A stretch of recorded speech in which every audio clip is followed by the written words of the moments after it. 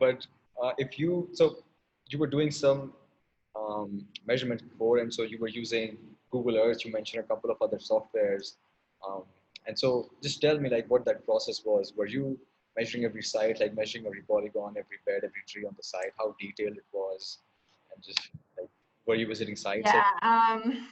Well, I would use Go Island at first, and it would not, the pictures were not always as up to date as what we use now with SiteRecon.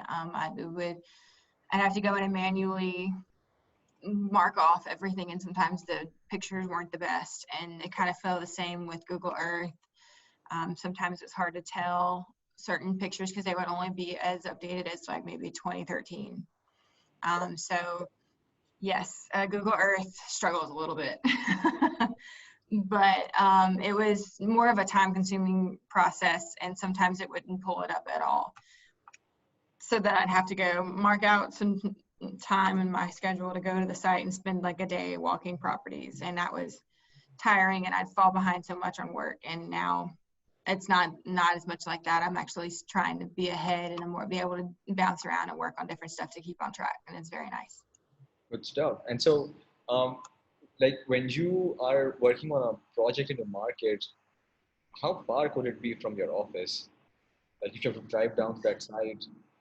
Goodness, it can vary. It can be maybe 30 minutes down in Santa Rosa Beach or Destin, or it could be like an hour out in Panama City, Florida, all the way to Mexico Beach or Pensacola. So it ranges from 30 minutes to 2 hours.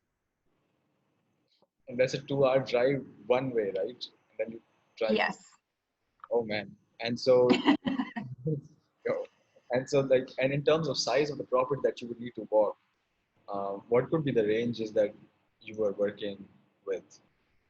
It can range from just a small business all the way to a large townhome type neighborhood with multiple buildings. And